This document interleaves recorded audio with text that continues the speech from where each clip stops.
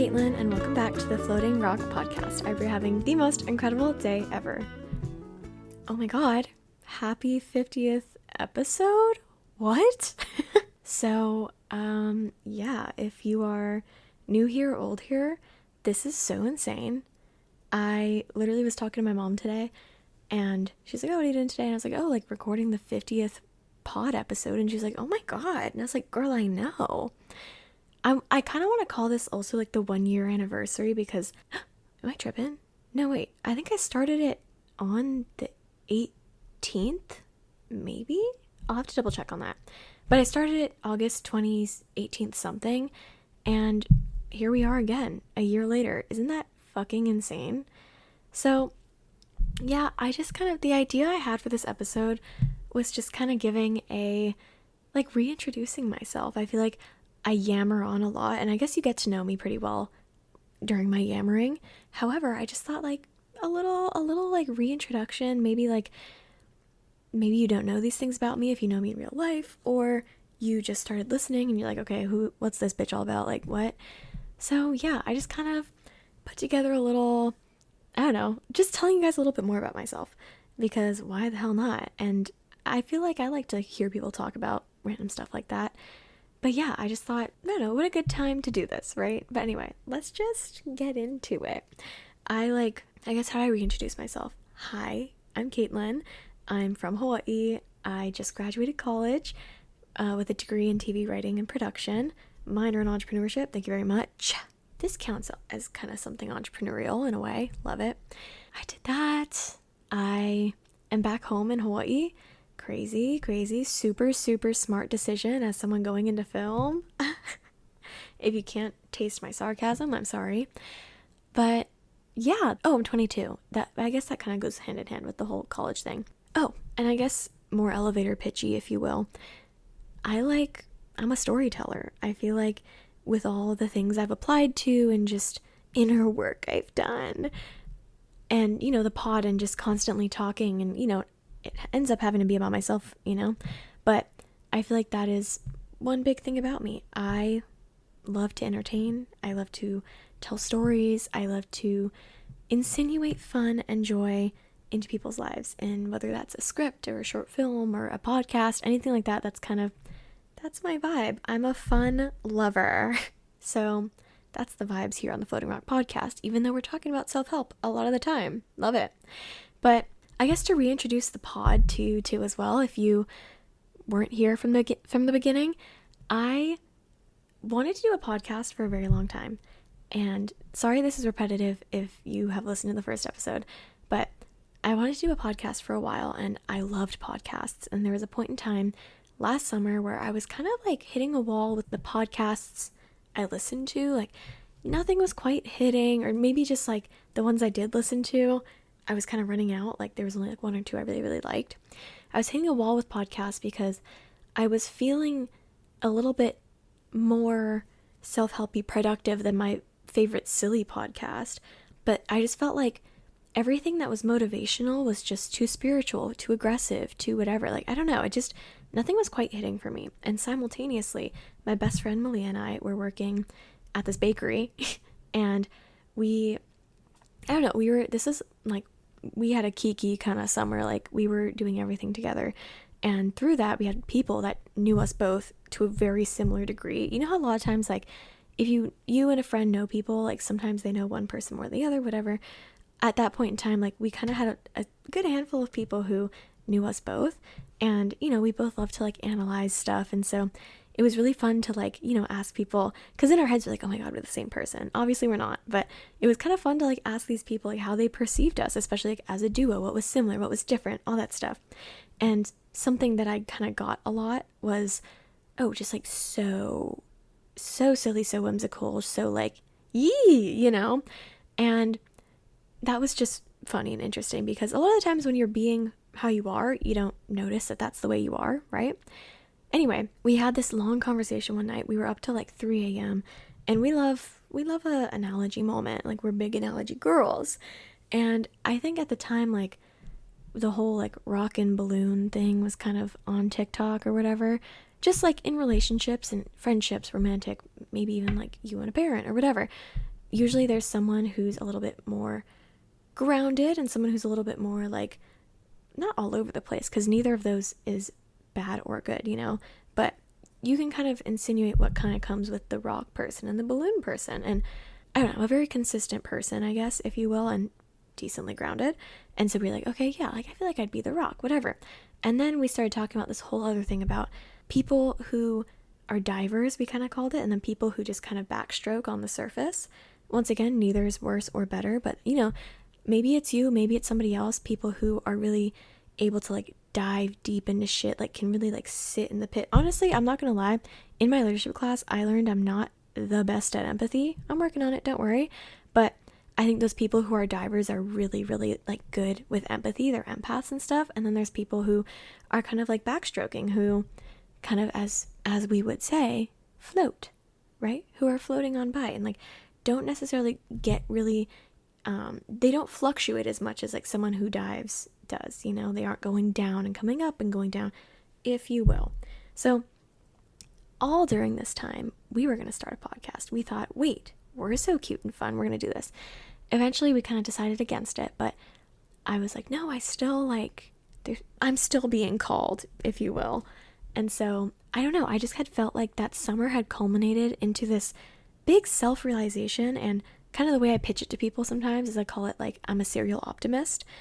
And the analogy we sort of kind of put together, and what made me think, wait, this is finally the moment, like I kind of know my niche now, is I felt like a floating rock, if you will. And everyone thinks it's like, oh, we're living on a floating rock. And I guess it's kind of related to the pod vibe in a way, but that was kind of the idea, is how I feel like I show up in life a lot, and how I hope to maybe show up here on the pod is as a grounded sort of presence, but yet someone that is like afloat and positive and going on through life, and taking it one day at a time. But yeah, I said this before too, I think, but during all my time in entrepreneurship and film, it's a lot about niching down. It's about your brand. It's all this stuff. And so I was like, I'm not going to start a podcast without a niche. I think a lot of times people start podcasts and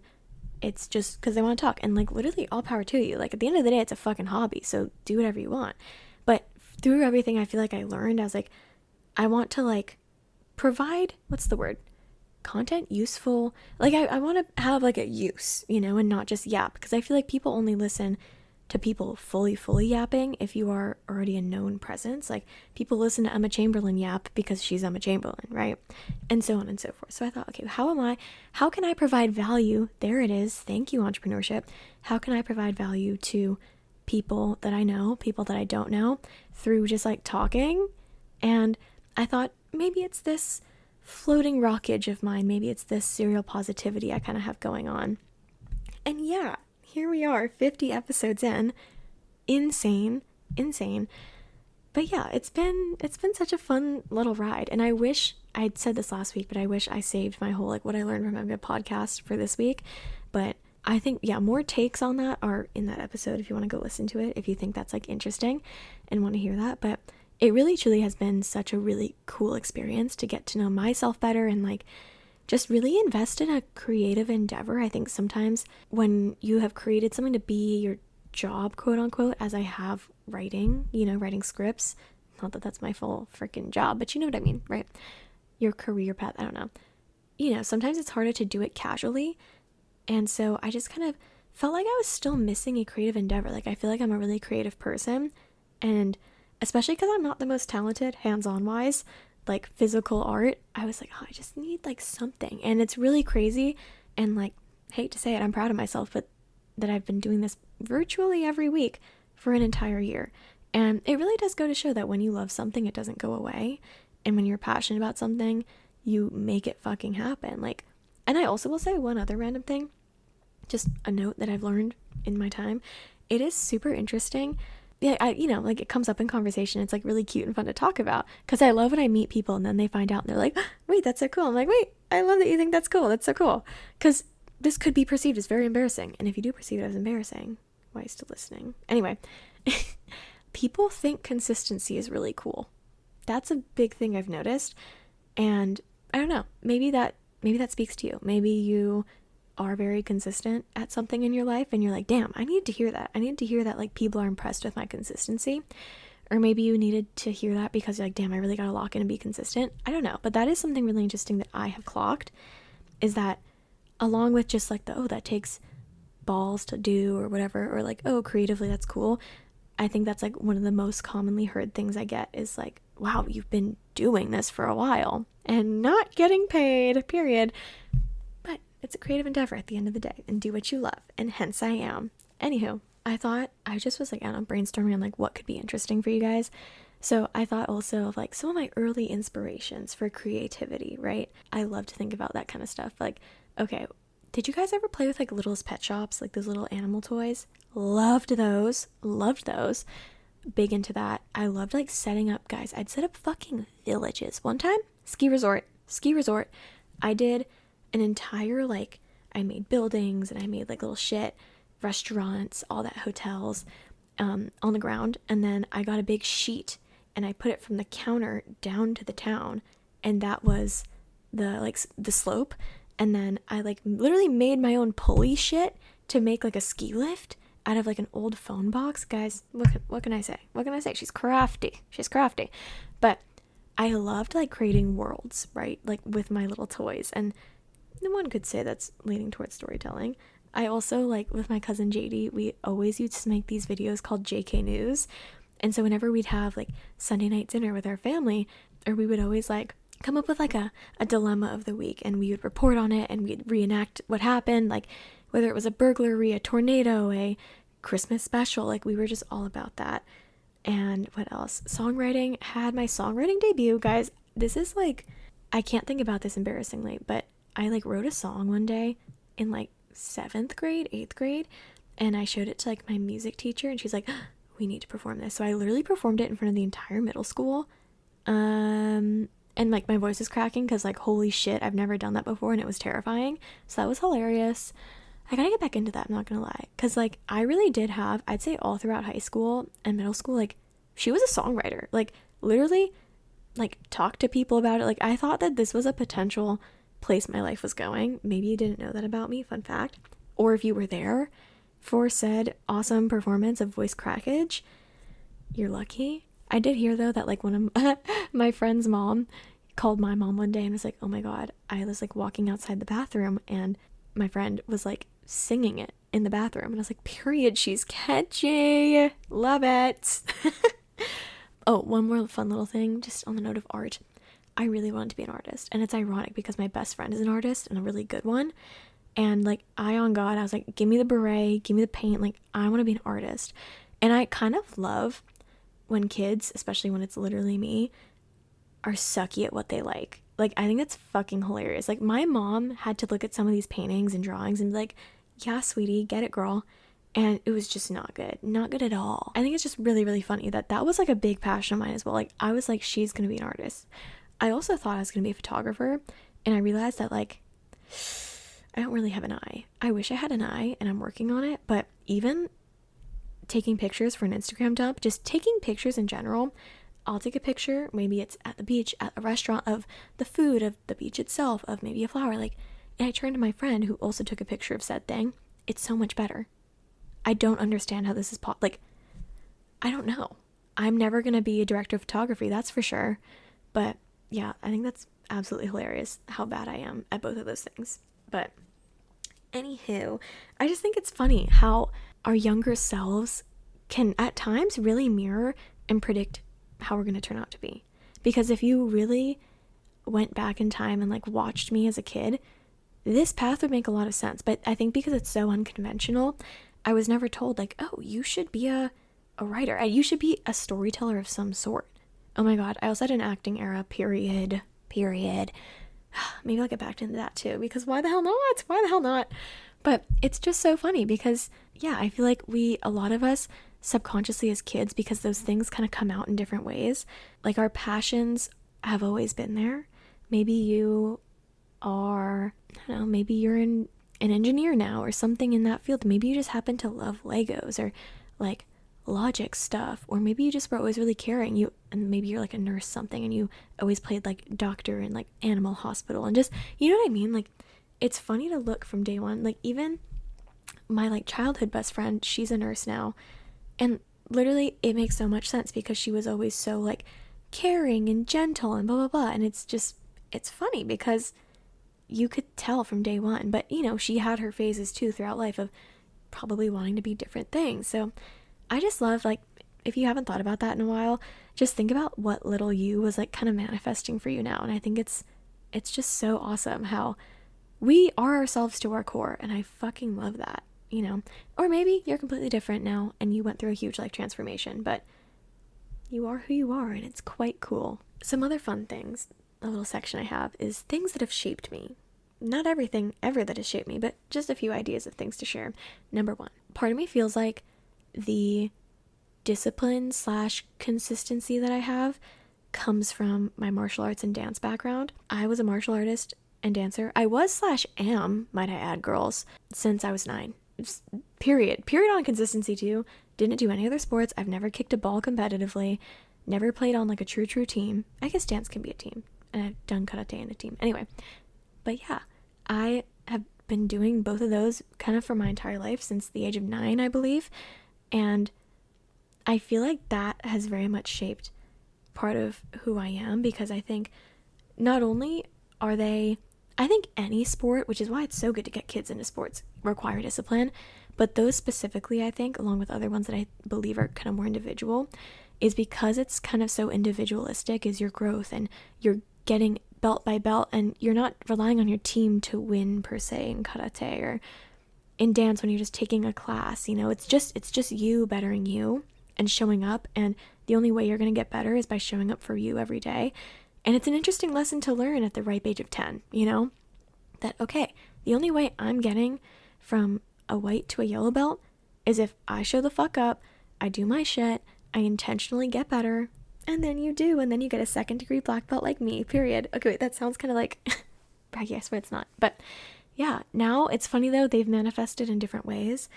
Like karate has now turned into like Muay Thai, that's like kickboxing, and the dance, and I was actually, my dance team in college was hip hop and stuff, but instead of contemporary and hip hop, girl, I've just been doing heels post grad, and I love it. And that's really cool too, to like see that I've been doing these things kind of for my whole life, and that I still be out here doing them. But I don't know, maybe you guys would find that interesting.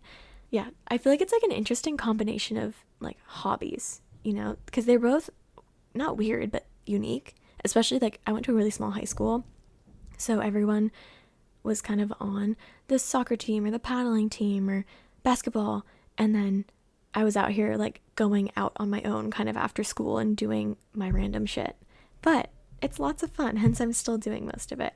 But yeah, I always thought that was really interesting. So another food for thought for you also is maybe how did some of your like childhood endeavors and hobbies and after school, or maybe just subjects in school too, like how did those shape you as well? I love it. Another thing, obviously, being from Hawaii, a very unique experience. I think one thing that is definitely really huge from that is like my eye and like appreciation and love for like sustainability kind of stuff. I think you're very aware of that here, maybe over other places.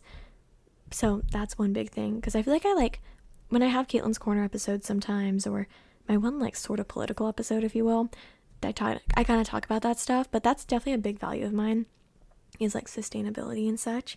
So I think definitely being from Hawaii has like instilled that in me. And another thing too, I mean, just like aloha, like I don't know, I feel like I usually assume the best in a lot of people, and just learning to be kind and let people cut in front of you in traffic, and not taking things too seriously, and you know, just kind of stuff like that. And I think that's also a decently large part of my personality, and I think there's lots of place, and just positivity. I think it's a decently positive place here. And yeah, I think that, and treating people with kindness, all that kind of stuff. And that definitely exists in other places in the world, but I think it's very big here. And it's something I hope to reflect also to people I meet, especially people from the mainland, you know, where that's not necessarily the norm. So actually, fun fact on that, it's funny because I'm not inherently an aggressive driver at all. And so when I would drive up at school, my friends would be like, girl, like, you gotta just go. You gotta go. I'm like, ugh, I'm like so freaking scared right now. They're going so fast and they didn't say I could go. So then like the first couple times I drive, when I come home, I'm like, why am I being an asshole right now? Or luckily I'm back to my normal driving. And literally today I like tried to let someone in front of me while I was in the middle of an intersection. It was, yeah, I'm in no way, shape, or form trying to claim to be a great driver. Whoops. Another one as well. This one's a little bit on a funnier note. Like, Chinese culture. Chong, I'm Chinese. Hello. But it's so funny. Like, one of my bigger things too, just in my life, is I'm a little stingy, and I know it's a stereotype for us, but it's a big part of me as well. And just, you know, Chinese culture in general. I grew up around it. Did stuff like Baisan, Chinese New Year, like love it, live it. And yeah, that was also a really big part of my life, or was/is. And yeah, I love that part of me as well. And I think it's really cool and unique too to be a part of. I think like communities in different places. Obviously, there's a big Chinese, Asian in general community up in like California and different places in California. And it's interesting how even those subcultures of a larger culture are unique in their own. So I don't know, super interesting. But yeah, if you know me, you know I love a deal.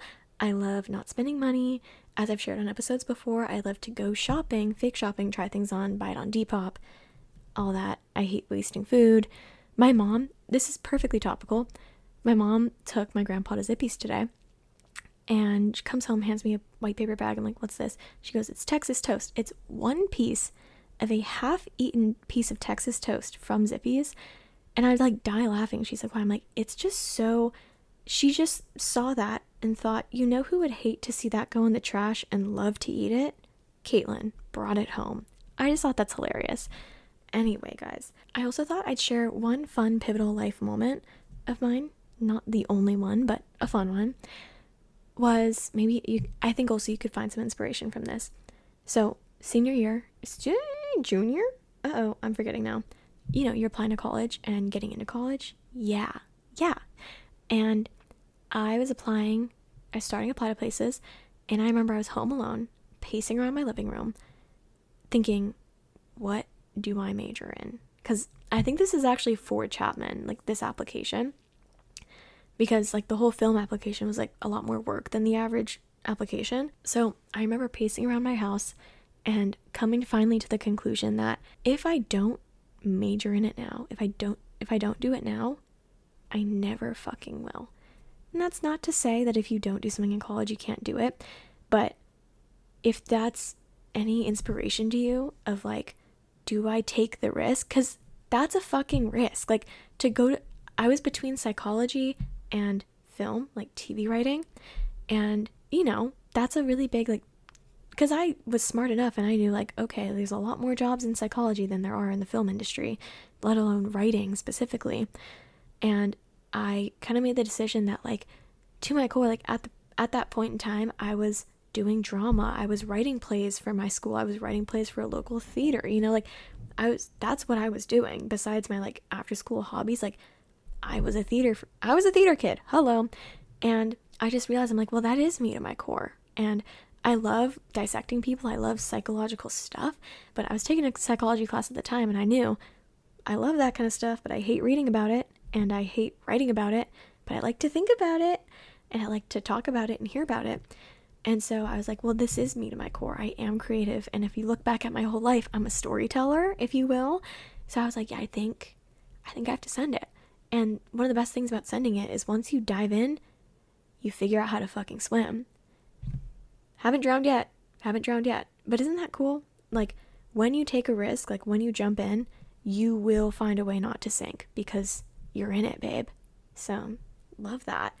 Currently paddling for my life, but that's okay because we don't take drowning for an answer, period. Now, rapid fire round. Because, guys, I've had a rapid fire round in the past, like 3 episodes, I feel like. But I kind of like it because I like to talk fast, honestly, sometimes. Obviously, I think you kind of get this from me. Love the beach, love nature, big nature girl, love a hike. As I had an episode sort of about it. I really want to make backpacking / camping a little bit more in my life. Loved that. Love that. Big nature girl over here. Oh, this is fun. Favorite genres of music? Number 1. Guys, I really like reggae. Hello. It's funny, the coffee shop I work at, it's like we're kind of just supposed to play reggae music, and it's funny because a lot of my coworkers have been like, oh, like, I just like, it can get to be a lot. It can, like, listening to any genre of music for 6 hours a day, a lot of days of the week, can get to be a lot. I just don't get sick of it. I love it. I'll leave and then keep listening to it after work. I don't know what it is, but just get something going inside of me. 2, R&B. I love like a SZA moment. I love all that kind of stuff. R&B. I thought I was so creative in high school. My playlist is called like R and like BBY. Girl, come on now. But love that. And then this last genre, I'm gonna call it like Tyla-core, but not exactly Tyla. I think it's Tyla. I'm gonna call it pop / Afrobeat / reggaeton, if you will. I just love like with like I don't even know how to describe it. Like pop with a beat behind it. Yeah, I don't know how to describe it, but I like that kind of stuff. So those are probably my 3 favorite genres of music. On the note though of that last genre, Spotify Wrapped. We love Spotify Wrapped, right? Guys, 1 year, guess my top song played on Spotify. Like hours of this song being played. Despacito the remix. And at first I was like, oh my god, like, because you know everyone's like, what's your Spotify Wrapped? And like everyone wants to be like cool and indie and like underground and have the coolest song, and I was like, ugh. Because it was on my gym playlist.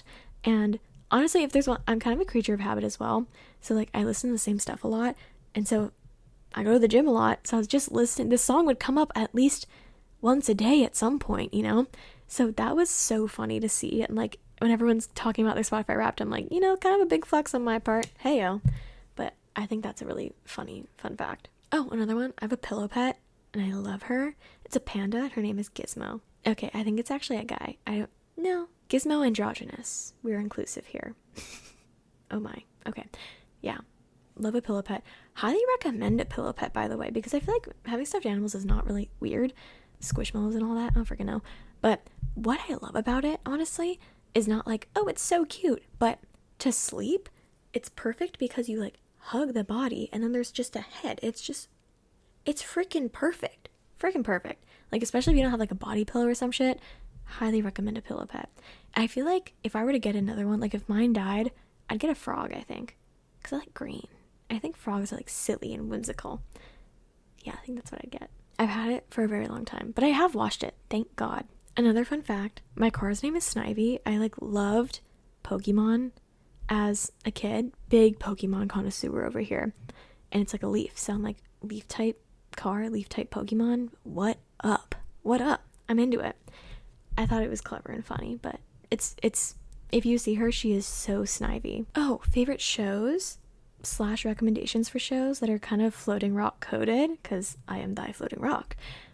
How I Met Your Mother. I'm on my 2nd round of that right now. Fresh Off the Boat. Watch the entire thing 3 times. If you can't tell, I love a comfort show.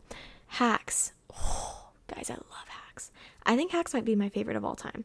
Love Hacks. Marvelous Mrs. Maisel. So good. Both of those shows are about female comedians, so period. And then last one, Abbott Elementary. Also so good. They're all like comedies, lighthearted, entertaining. Love it, love it, love it. So, oh, I also liked Community. That was pretty funny. So yeah, if you want any silly show recommendations, there they are. And my last little rapid fire one is my most used emoji is the smirky cat. I love the smirky cat. Yeah.